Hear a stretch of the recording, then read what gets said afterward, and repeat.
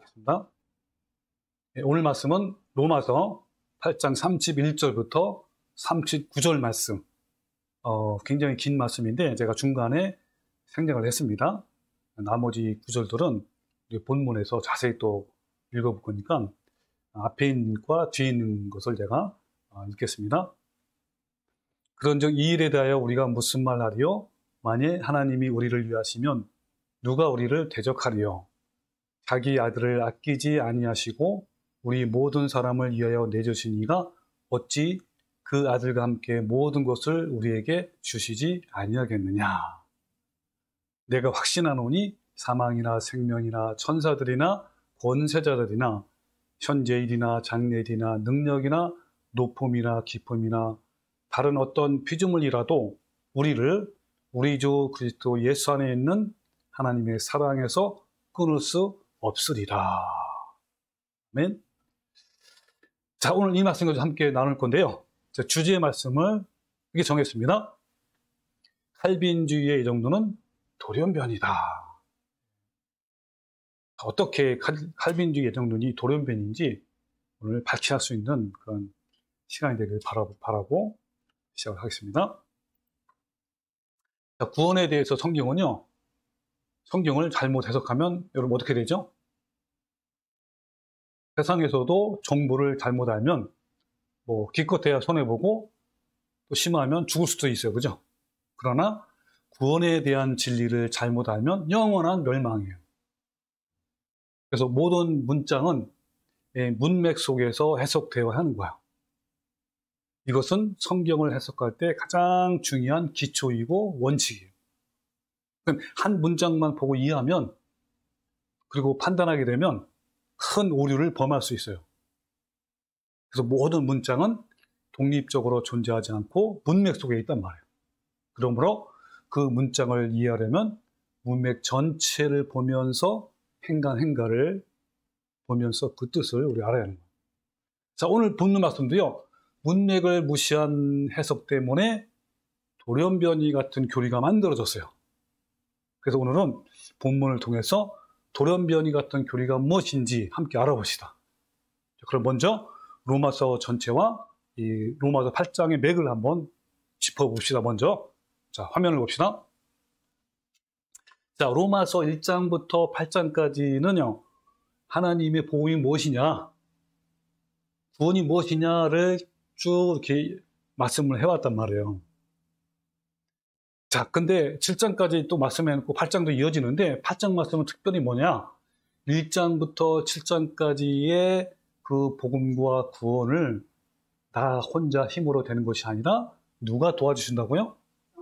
성령님이 도와주신다라는 내용이 8장 내용이 1절부터 30절이에요. 그래서 성령님은 어떻게 우리를 도와주시냐면 그 복음을 또 구원을 이룰 수 있도록 어떻게 도와주냐면 첫 번째 1번부터 6번까지 쭉 있죠. 30절까지. 첫 번째는 성령님은요, 우리가 사망과 죄에서 자유하도록 도와주시고, 성령님은 우리의 생각이 변화될 수 있도록 도와주시고, 또 내적 죽음이 죽을 수 있도록 도와주시고, 또 내적 죽음이 확신을 갖고 죽을 수 있도록 도와주시고요. 그 다음에 고난을 참아내서 영광에 참여할 수 있도록 도와주시고, 그리고 우리가 30절까지 우리의 연약함을 성령님은 중지하셔요. 성령님은 탄식과 간구로 우리 연약함을 도와주신단 말이에요. 자, 여기까지가 하나님의 구원에 대한, 복음에 대한 내용이에요. 자, 근데 로마서 8장이 30절까지 있는 게 아니에요. 그죠? 또 있어, 뒤에. 자, 그 뒤에 있는 절이 몇 절부터죠? 오늘 본문 말씀이에요. 바로 몇 절이요? 31절부터 39절 말씀이에요. 자, 그렇다면 이 31절부터 39절 말씀은 도대체 어떤 내용이냐? 오늘 이거를 같이 함께 알아볼 거예요. 이 큰 흐름 속에서 31절과 39절을 알아야 되는 거예요. 그래서 제가 전체의 맥을 한번 쭉 보았습니다. 로마에서 말하는 이 복음, 구원은요, 죄와 심판의 상태에서 값없는 구수로 시작되어서 그 이제 1장부터 쭉 나오죠.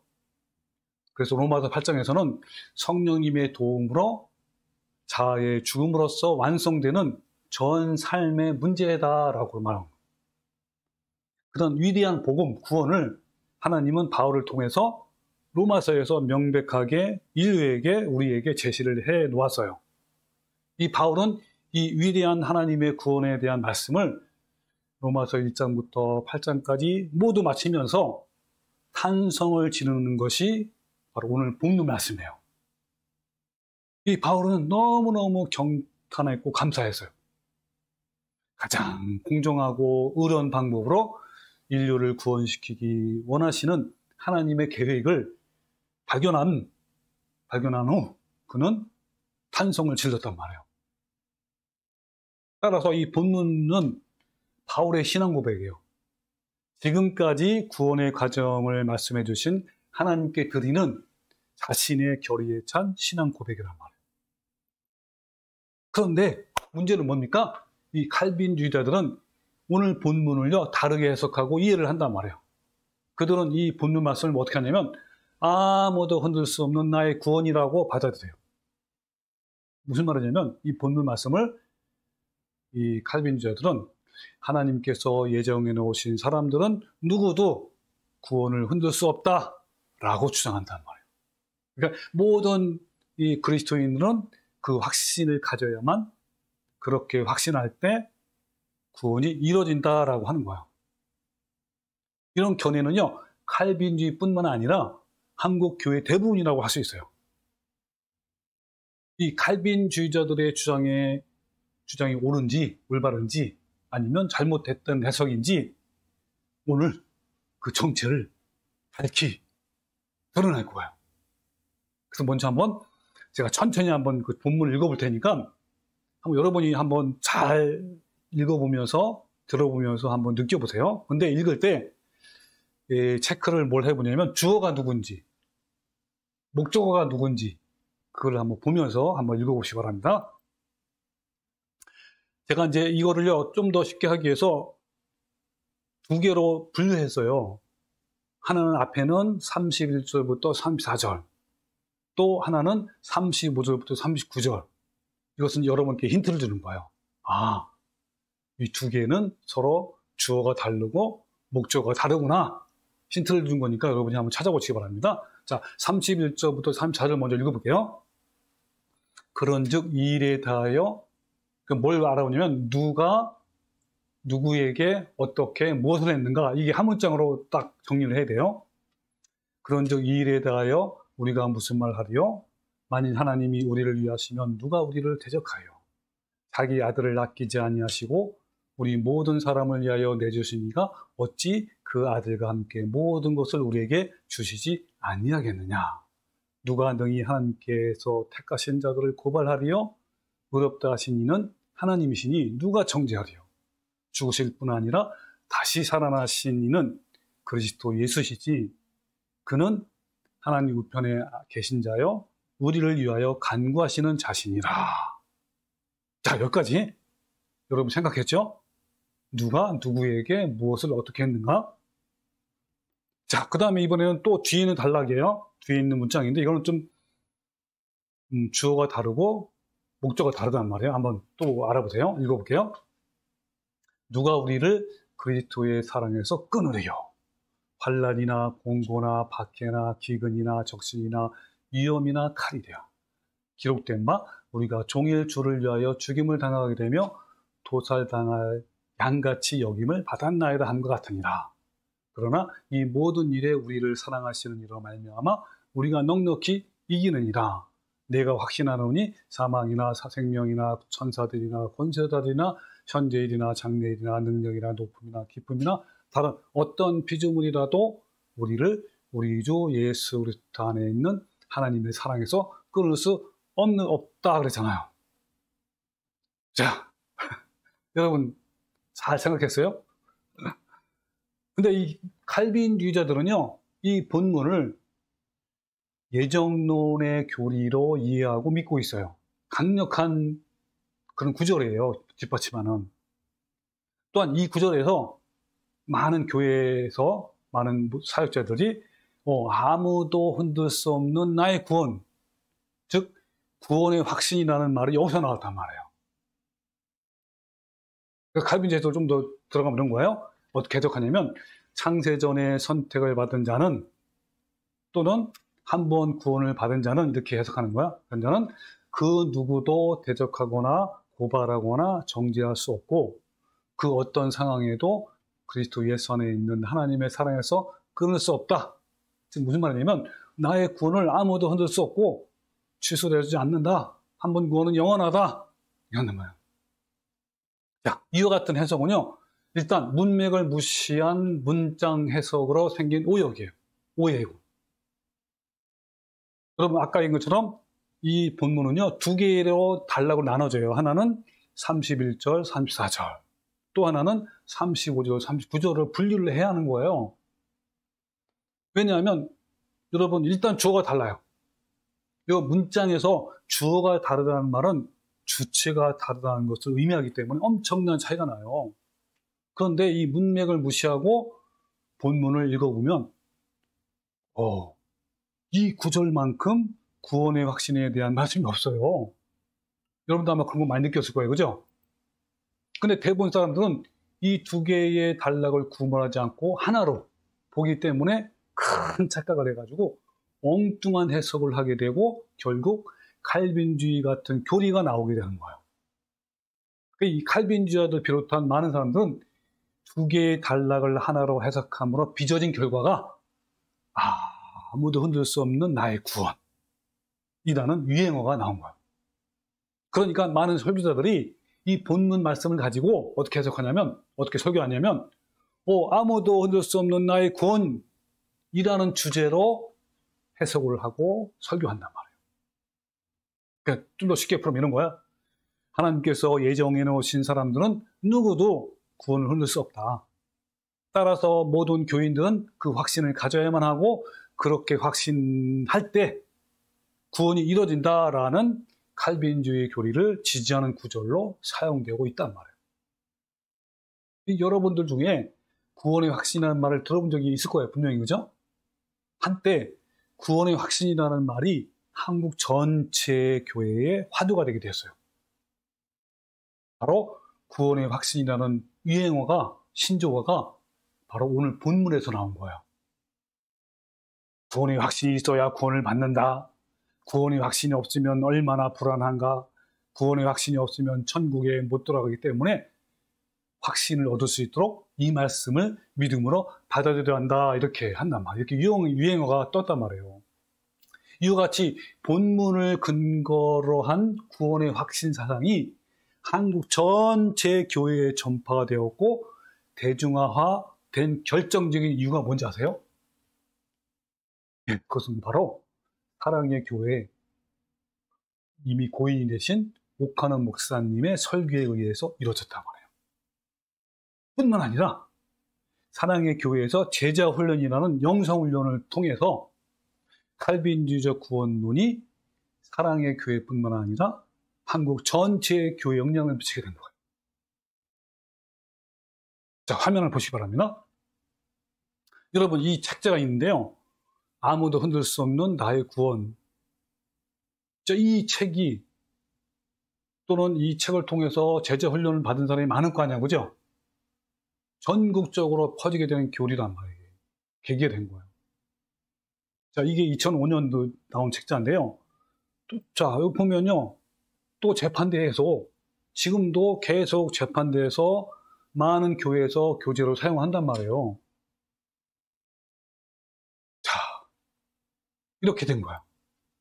자, 이 중에서 한번 제가 오카노 목사님의 그 한번 설교를 잠깐 몇 개만 발췌해가지고 따왔습니다. 한번 읽어볼게요. 우리가 알다시피 구원은 믿음으로 값없이 받은 선물입니다.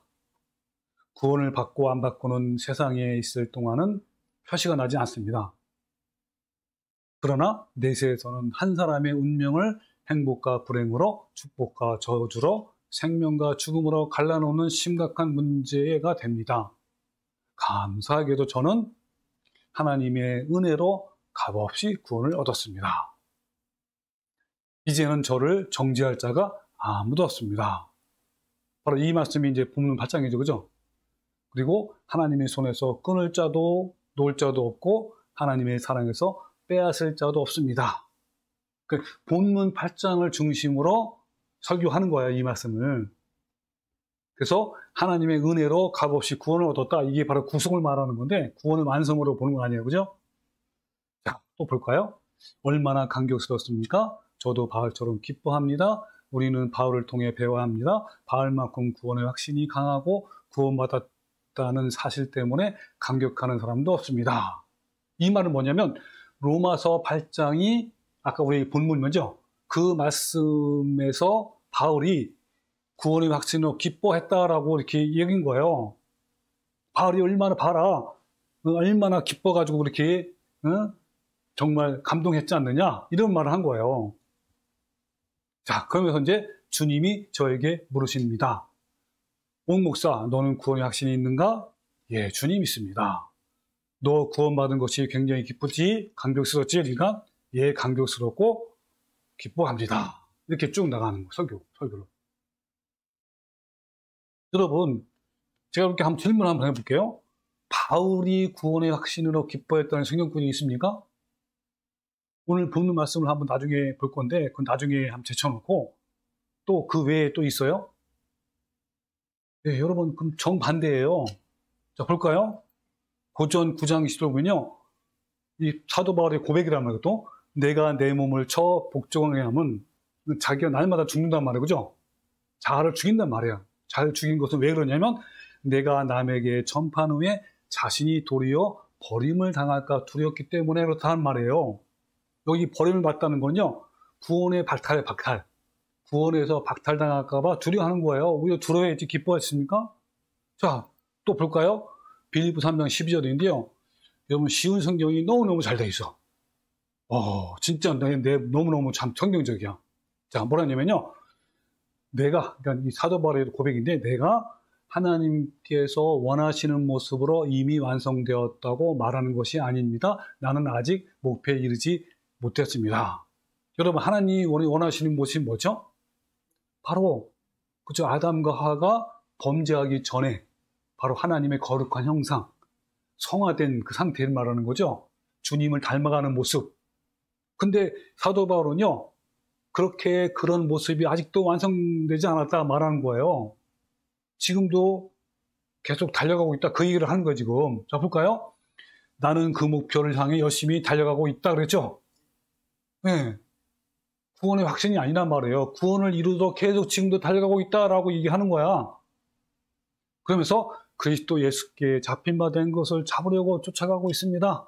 형제 여러분, 내가 아직 목표에는 이르지 못하였으나 여러분에게 한 가지 자신 있게 말씀드리시는 것은 내가 과거의 것을 잊어버리고, 너무 중요하죠? 잘했든 못했든 잊어버리는 거예요. 어떻게 합니까? 앞에 있는 목표가 뭐죠? 주님께서 원하시는 모습이에요. 바로 거룩함, 하나님의 거룩한 형상을 담는 것, 주님을 닮아가는 것, 그거란 말이에요. 네, 있다는 것입니다. 나는 목적지에 이르렀을 때 상을 받을 것입니다. 이 상은 어떤 상이죠?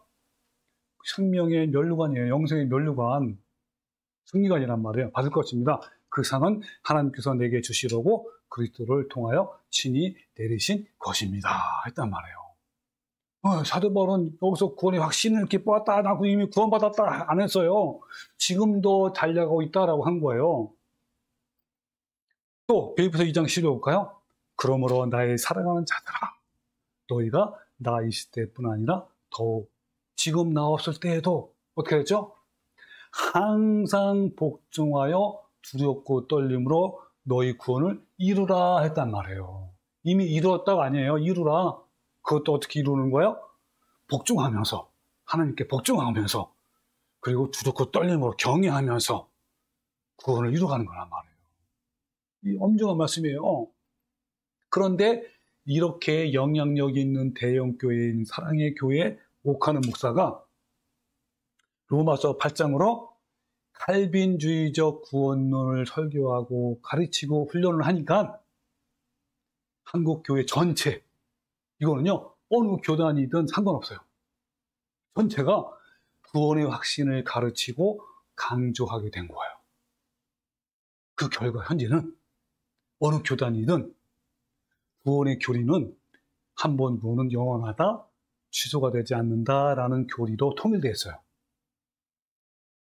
또 이렇게 가르쳐야 사람들이 좋아하고 교회가 부흥된단 말이에요.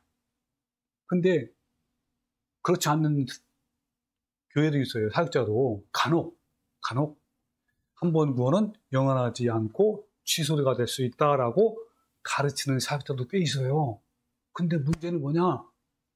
내적 자아의 죽음을 통한 성화를, 거룩함을 가르치지 않고 종교적 행위를 강조해요. 열심히 교회 나와야 되고, 전도해야 되고, 기도해야 되고, 뭐 금식 기도해야 되고, 헌금해야 되고, 열심히 한다. 주일 성수해야 되고. 근데 이런 가르침은요, 더욱 잘못된 가르침이에요. 이것을 행위 구원이라고 하는데, 이것은 중세기부터 로마 가톨릭이 취해왔던 구원론이란 말이에요. 이 사랑의 교회는 제자 훈련이라는 책자로 구원론을 가르쳐왔고, 그 제자 훈련의 핵심 구절이 바로 오늘 본문 말씀이에요. 그 책 제목이 뭐라고요? 구원의 확신이란 말이에요. 자, 근데 그 책의 부제목이 뭔지 아세요? 제목은 구원의 확신이란 말이고요. 부제목이 뭔지 아세요? 평신들을 깨운다라는 거예요. 근데 한번 질문해 볼게요. 근데 과연 구원의 확신이 교인들을 깨울 수 있을까요? 결코 없어요. 구원의 확신은 정반대로 교인으로 하여금 사망의 잠을 자게 만드는 수면제일 뿐이에요. 구원의 확신은 오히려 구원에서 영원히 멀어지게 만드는 사탄의 달콤한 속삭임이에요. 사탄은 구원에 관한 말씀을 접하려는 자들이 구원의 확신이라는 사상 때문에 애초부터 그 싹을 잘라버려서 봉쇄하고 만 거예요. 자, 그러면요, 여러분, 성경에서 어떤 구절이 칼빈주의 교리를 말하는 것인지 아니면 그 반대인지 이거를 구별하려면 무엇을 확인하면 되죠? 굉장히 좋은 방법이 하나 있어요. 어떤 성경의 구절이 나오는데 이 구절이 칼빈주의 교리를 말하는 건지 아니면 반대인지 뭐만 확인하면 되는 게 있단 말이에요. 그게 뭐죠? 기억나는 게 있어요? 예, 그것은요, 그 문장이, 그 구절이 무조건인지 아니면 조건문인지 확인하면 돼요. 왜냐하면 칼빈주의는 무조건, 선택된 자는 무조건 구원받는 거예요. 조건이 없어요. 반드시 구원을 받아야 돼, 무조건. 조건이 있으면 안 돼. 그걸 확인하면 돼요. 자, 그러면 로마서 8장 전체 문맥을 통해서 본문 말씀이 과연 칼빈주의 교리, 즉 무조건을 말씀하는 건지 아니면 조건이 있는 말씀인지 지금부터 자세히 알아봅시다. 여러분, 성경 해석의 기본 방식이 뭐라 했죠? 성경 전체의 내용과 대치되는 구절이 나오면, 문장이 나오면 한 구절만 보는 것이 아니라 앞뒤 문맥을 봐야 돼, 그죠? 그런데 문맥을 무시하고 문장만을 독립적으로 해석을 하기 때문에 치명적인 오류가 또 오해가 되는 거야. 그럼 지금까지 로마서를 쭉 배워왔잖아요, 그죠? 배워왔는데 로마서 전체에서 구원에 대한 말씀은 치열한 복음이에요? 아니면 쉬운 복음이에요? 치열한 복음이에요. 쉬운 복음이 아니라 죽음을 각오하고 믿는 치열한 복음이었단 말이에요. 더구나 이 로마서 8장은 철저히 조건문이 붙은 말씀이에요. 여러분, 지금까지 계속 확인한 것처럼 바로 우리에 해당하는 자들만 양자, 즉 하나님의 아들이 자녀가 되고 상속자가 되고 성령님이 탄식과 간구로 중재하신단 말이에요. 누구만? 우리. 그러니까 아무가 아니라면 아무나 예정된 자나 미리 아신 자나 선택받은 자가 아니라 로마서 8장에서 말하는 우리가 돼요, 우리. 그러면 지금부터 본문에서 말하는 우리가 누군지 확인해 봅시다. 우리 지난주에 자세히 봤죠? 자, 또 한번 보는 거예요. 자, 먼저 이 본문 말씀에 본문 아까 말 읽어봤죠? 여기 보면요, 칼빈주의자들은 이 일에 대하여 우리가 뭘로 보냐면 창세전에 무조건 선택받은 자로 여겨요. 그러니까 창세전에 무조건 선택받은 자는 이렇게 누가 대적하겠느냐 이렇게 한 거예요. 우리에게 다 주시지 않겠느냐 한 거란 말이에요. 자, 그래서 칼빈주의자들은요, 즉 창세전에 무조건 선택을 받은 자들은 하나님이 보호해주시고 지켜주셔서 결국 영생 구원을 받는다 이렇게 해석을 해요. 자, 근데 여기서 말하는, 잘 보세요. 여기서 말하는 우리가 창세전에 무조건 선택을 받은 자일까요? 맞습니까? 전혀 아니에요. 자, 봅시다. 자, 우리는 어떤 자들이냐면, 자, 8장 1절이죠. 1절에는요, 하나님의 계명을 따르고 그리스도 예수 안에 있는 자들이에요. 그리고 4절에는 육신을 따르지 않고 성령님을 따르는 자들, 거룩함을 이뤄가는 자들. 그 다음에 13절이 가장 핵심 구절이에요. 성령의 도움으로 몸의 행실, 즉 내 자아를 죽이는 자들이에요. 그 내 자아를 죽이면 어떻게 되죠? 내 안에 있는 부패한 탐욕과 탐심이 점점점 죽어가고 내 안에 누가 사는 거예요? 주님이 살죠? 주님이 거룩한 성품이 점점 닮아가는 거예요. 그죠? 네. 그래서 이러한 자들은요, 14절에서 성령님의 인도하심을 받는 자들이고, 그리고 양자, 하나님의 자녀라는 확신을 또 받아요. 그리고 10절에는 상속자라는 사실로 고난을 기꺼이 받는 자들이고요. 그리고 26절은요, 성령님이 탄식과 기도로 충전하는 자들이란 말이에요. 이러한 자들, 즉 이런 자들이 우리란 말이에요. 우리를 하나님은 하나님의 나라의 백성이 되도록 예정한 거란 말이에요. 현재 내가 만약에 우리라면 나는 예정된 자이고 미리 아신 자이고 미리 정한 자이고 선택받은 자가 되는 거예요. 이러한 자들을 하나님이 지켜주시고 인도해 주시고 의롭게 되고 영원롭게 되어 결국 하나님의 집에 영원히 거하게 되는 거예요. 그러니까 로마서 8장에 우리는 창세전에 구원받을 것을 선택받기로 예정된 자들이 아니라 성령님의 도움으로 자아를 죽이고 주님의 거룩한 성품을 닮아가는 자들이에요. 이런 자들이 택한 자들이고 이런 우리를 하나님은 지켜주시고 보여주시고 사랑하셔서 결국 구원해 주신다는 거예요. 그러니까 철저한 조건문이에요. 이 우리를 한 문장으로 표현하면요, 내적 자아의 죽음으로 예수님의 성품을 닮아가는 자라면 그 말씀이 바로 로마서 8장 12절이에요. 읽어볼게요. 그러므로 형제들아 우리가 빚진 자들의, 누구한테 하는 얘기예요? 형제들은요, 교회에 다니는 자예요, 불신자예요? 신자들한테 얘기하는 거예요. 우리가 빚진 자로되 육신에게 져서 육신대로 살면 안 된다, 그 얘기하는 거예요. 누구한테? 신자에게, 형제에게. 그래서 뭐라고 하냐면 너희가 형제가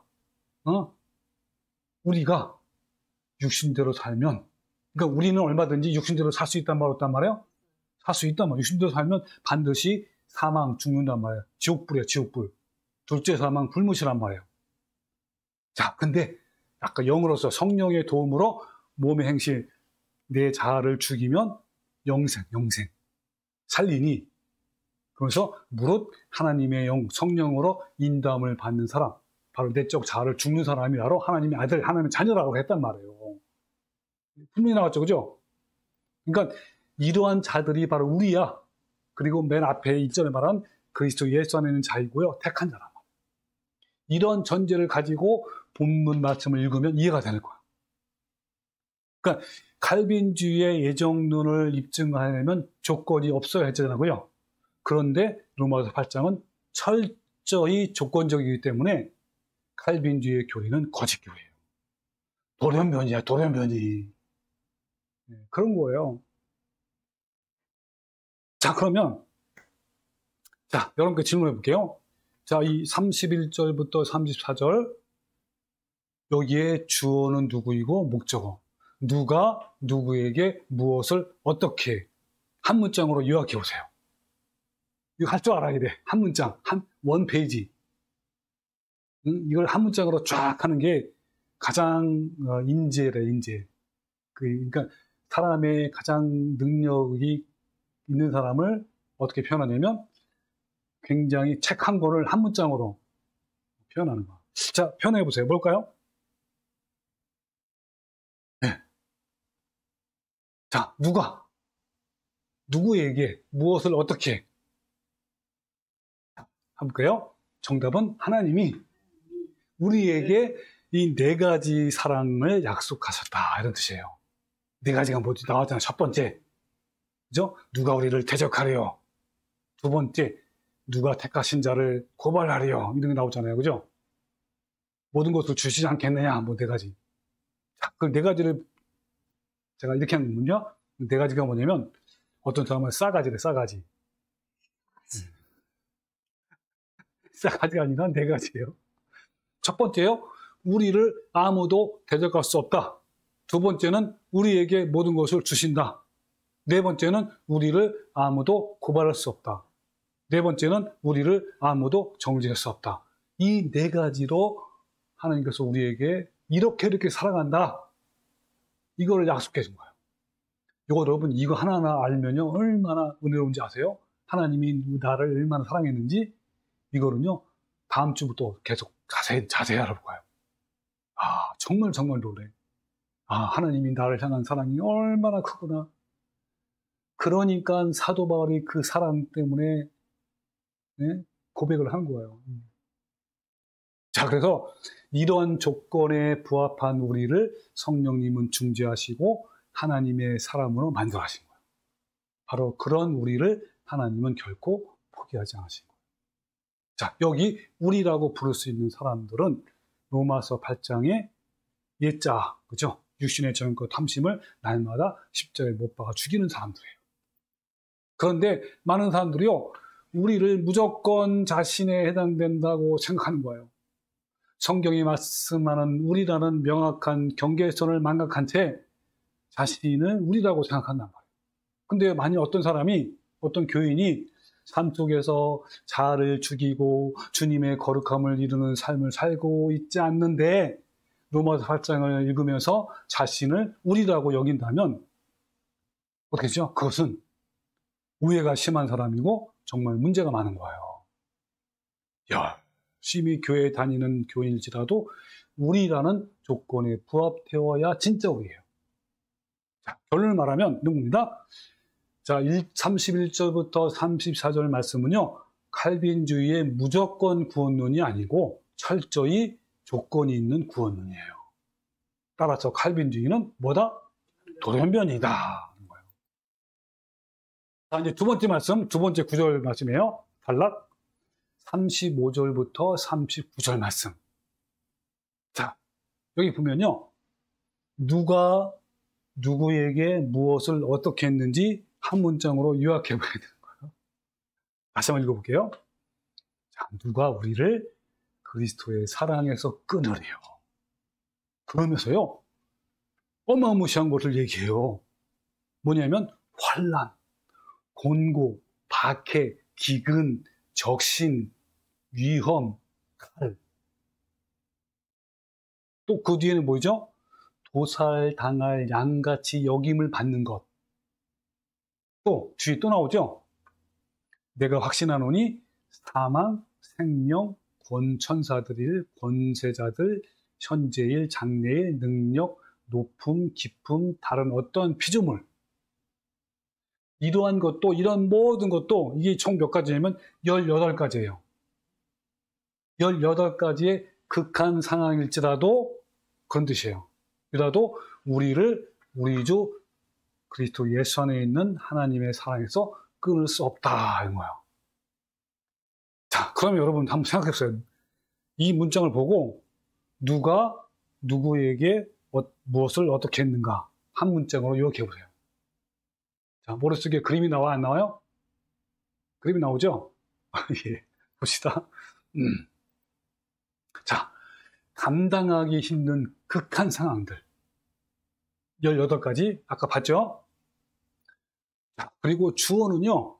주어는 바로 바울이에요. 바울. 우리를 포함한 바울. 목적어는 누굽니까? 하나님이에요. 즉 하나님에 대한 우리 바울의 충성과 다짐과 결단과 신앙 고백이에요. 자, 이걸 한 문장을 요약하면 이런 겁니다. 하나님이 나를 이처럼 사랑했기 때문에, 이처럼 사랑한 게 뭐죠? 앞에서 말한 4가지 사랑이잖아요. 거기에 너무너무 감동한 거야. 사도 바울이. 우리도 마찬가지죠. 그렇기 때문에 우리를 포함한 나 바울은 감당하기 힘든 18가지 극한 상황을 만나도 결단코 하나님을 향한 저희 사랑을 끊지 않을 것을 서약하고 다짐하고 결단하고 고백합니다. 이런 거예요. 18가지의 극한 상황 속에서도 하나님에 대한 사랑이 결코 변하지 않을 것이라는 결의에 찬 고백, 충성, 다짐, 결단인 거예요. 자, 질문하면 칼빈주의자들은 이 구절을 하나님이 주어라고 해석해요. 그런데 만일 하나님이 주어라면 치명적인 오류가 있어요. 무엇일까요? 이 치명적인 오류를 발견하기 위해서 먼저 이 구절의 주어를 하나님으로 재구성해 보면 알 수 있어요. 자, 여러분이 국어 실력을 발휘해서 문장을 한번 재구성해 보세요. 누구를 주어로? 하나님을 주어로 한번 해보면 어떻게 되죠? 자, 이렇게 되는 거예요. 하나님이 주어가 되면 이렇게 된 거예요. 하나님이, 잘 보세요. 하나님이 18가지 감당하기 힘든 상황에 직면하더라도 우리를 그리스도의 사랑에서 절대 끊지 않을 것이고 포기하지 않을 것이다. 이렇게 되는 거예요. 잘 보세요. 하나님이 주어가 되면 뭐라고요? 하나님이 18가지 감당하기 힘든 상황에 직면하더라도 우리를 그리스도의 사랑에서 절대 끊지 못할 것이다 했는데, 근데 문제는 뭐냐면 이게 진짜 하나님이 주어로 하면 이게 맞는 거야? 맞는 건데, 그 하나님이 주어라면 이렇게 문장을 구성하고 해석을 해야 하는데 많은 사람들은 자신들의 입맛에 맞게 변형했단 말이에요. 어떻게 변형했냐면 이렇게 한 거야. 하나님은 우리가 감당하기 힘든 상황들에 직면하더라도 우리를 그리스도의 사랑에서 절대 끊지 않을 것이고 포기하지 않을 것이고 마침내 구원을 주신다. 이렇게 변형시킨 거란 말이에요. 여러분, 위에 있는 것과 아래에 있는 것 여러분 차이가 있어 없어요? 그 차이가 모르는 사람도 있을 거란 말이에요. 다시 잘 보세요. 위에 있는 문장과 아래에 있는 변형된 문장이 뭐가 변형되어 있죠? 그러니까 위에 있는 문장이 맞아. 만약에 하나님 주어라면 국어 실력으로 발휘해가지고 맞아요. 맞는데 근데 이렇게 안 하고 변형된 문장으로 이렇게 한단 말이에요. 해석을. 근데 이것은 분명 잘못된 문장 구성이에요. 자, 그러면 여러분께 질문을 한번 해볼게요. 그렇다면 제대로 된 문장으로 해석을 하면 어떤 치명적인 오류가 있을까요? 자, 그럼 봅시다. 바울이 주어가 되면, 우리가 주어가 되면 우리는 고문을 당하더라도 하나님을 배신하지 않고 끝까지 사랑하겠다. 이제 이게 바울이 고난을 받는 상황이에요. 그죠? 근데 반대로 하나님이 주어가 되면 어떻게 되죠? 하나님이 고문을 당하더라도 우리를 끝까지 사랑하겠다. 이것은 누가 고난을 받는 상황이에요? 하나님이 고난을 받는 거예요. 몇 가지를? 아까 말한 18가지 다시 볼까, 위에? 자, 위에 봅시다. 자, 하나님이 주어가 되면, 보세요. 맨 위에 보세요. 맨 위에. 하나님이 18가지 감당하기 힘든 상황에 직면해서 누가 직면하는 거예요, 이게? 하나님이 직면하더라도 우리를 그리스도의 사랑에서 절대 끊지 않을 거다. 이거란 말이에요. 이게 원래 하나님이 주어가 되면 맞는 거예요. 근데 이거를 살짝 바꿔가지고 어떻게 하냐면 변형을 했단 말이에요. 어떻게 변형했냐면 보세요. 하나님은 우리가 감당하기 힘든 상황을 직면하더라도 우리를 그리스도의 사랑에서 절대 끊지 않을 것이다. 이렇게 했단 말이에요. 그러니까 이거를 구별하기 굉장히 어려워요. 정말 자세히 보지 않으면 아무도 모른단 말이에요. 그러니까 다들 속아 넘어가는 거예요. 네. 자, 여러분 분명히 알겠죠?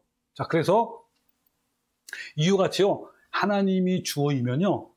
내용상 결코 하나님께 사용할 수 없는 이상한 해석들이 나오게 되는 것을 우리가 발견할 수 있죠. 여러분 어떠시죠? 이게 말이 됩니까 이게? 하나님이 어떻게 이런 상황들을 겪을 수 있단 말입니까? 도저히 설명이 돼야 안 돼요? 안 되는 거예요. 아니 대퇴의 전능자를 이렇게 힘든 상황으로 몰아넣는 자가 누가 있단 말이에요. 온 우주의 주권자이신 하나님을 모든 것의 시작과 끝이신 분을 박해하고 막 굶주리게 하고 빨가벗기고 막 적신이 빨가벗기는 거예요. 그리고 칼로 위협하고 사망과 생명으로 협박이 가능합니까? 게다가 천사들과 권세자들을 동원해서 하나님을 위협하다니요. 말도 안 돼요. 그래서 하나님께서 이런 극한 상황 속에서라도 결코 우리를 포기하지 않겠다고 약속하는 것이 말이 됩니까? 안 되는 거예요. 이것은요. 일종의 신성 모독이에요. 따라서 주어는 하나님일 수가 있어 없어요? 안 되는 거. 하나님이 되면 절대로 안 돼. 주어는 누가 돼야 돼? 바울과 우리야 우리. 바로 로마서 8장 전체가 우리란 말이에요. 우리에 속한 자들이에요. 자, 다시 한번 화면을 봅시다. 자, 만일 칼빈주의자들이 주장한 것처럼 주어가 하나님이고 목적어를 우리로 바울로 해석하면 또 다른 의미가 또 있어요. 또 있다면 또 자, 어떤 게 있을까요? 아마 발견을 하면 있을 거란 말이에요. 이런 거예요. 하나님이 주어란 말이에요.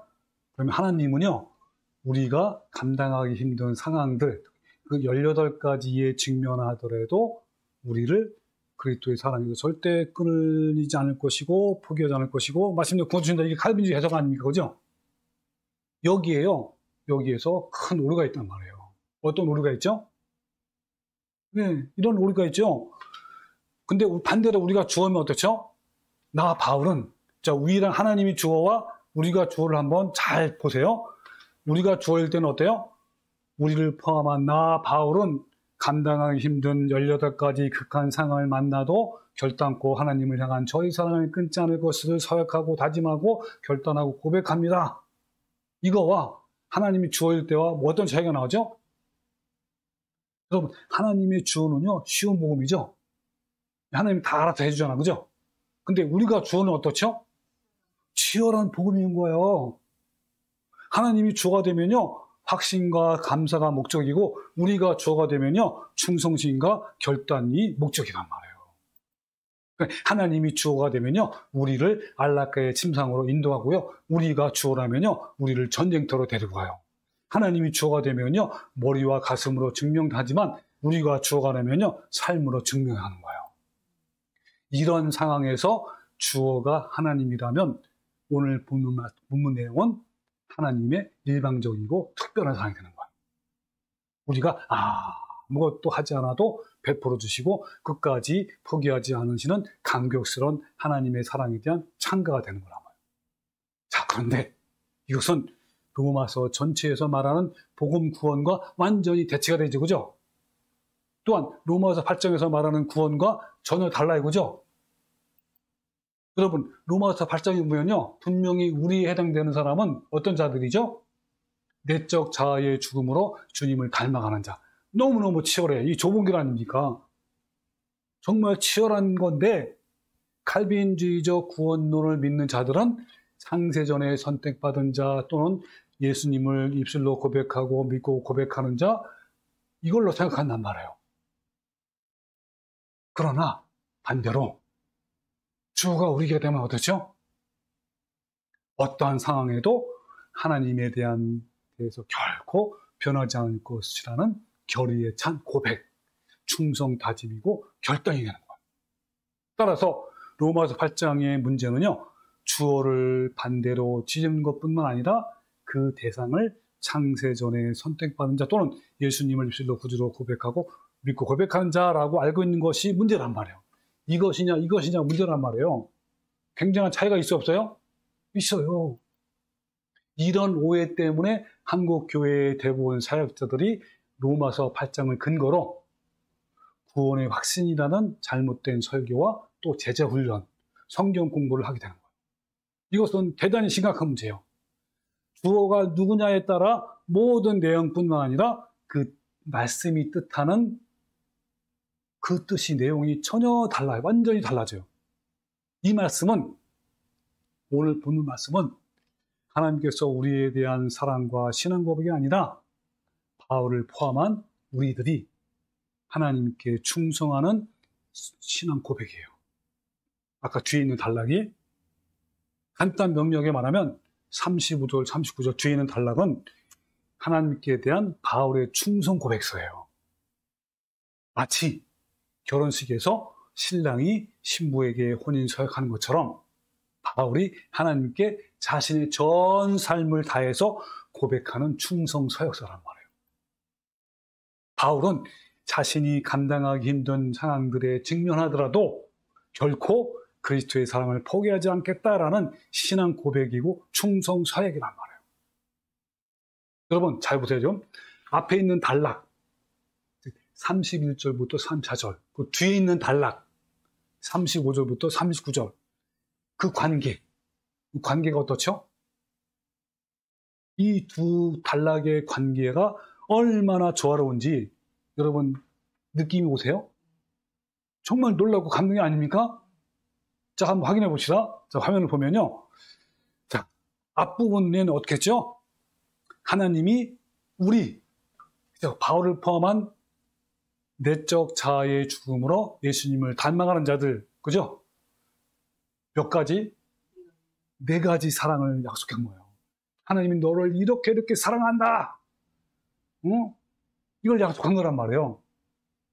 이거 본번역 즉, 하나님은 우리에게, 나에게, 바울에게 그 누구도 대적하거나 고발하거나 정죄할 수 없고 또한 하늘의 모든 신령한 뭘 주실 것이다. 이걸 약속한 거예요. 이런 말씀이에요. 근데 이에 대한 화답으로 뒤에 있는 단락은 뭡니까? 바울이 하나님께 충성 서약을 한 거예요. 감동해서. 하나님의 그 사랑에 너무너무 감동해서 하나님 저 앞으로 이렇게 하겠습니다 라는 충성 서약이란 말이에요. 자, 그럼 어떤 거냐 이런 거예요. 하나님, 우리는, 나 바울은 감당하기 힘든 18가지 극한 상황에 처한다 할지라도 결단코 하나님을 향한 저희 사랑을 끊지 않을 것을 서약하고 다짐하고 결단하고 고백합니다 라고 하는 거예요. 여러분 앞에 있는 단락과 뒤에 있는 단락이 얼마나 조화롭고 얼마나 아름답고 얼마나 놀랍습니까? 네, 이런 거예요 지금. 네. 이와 같이 서로 화답하는 아름다운 사랑과 위대하고 놀라운 구원의 복음이 불행하게도 많은 교인들에게 수건으로 덮어져 있어요. 보기는 보아도 보지 못하며 듣기는 들어도 듣지 못하는 이유는 완악한 마음 때문인 거예요. 인간이 만든 교리로 인해 진짜 복음은 왜곡되고 곡해되었기 때문에 바울이 전한 이 로마서의 복음이 훼손되고 말았어요.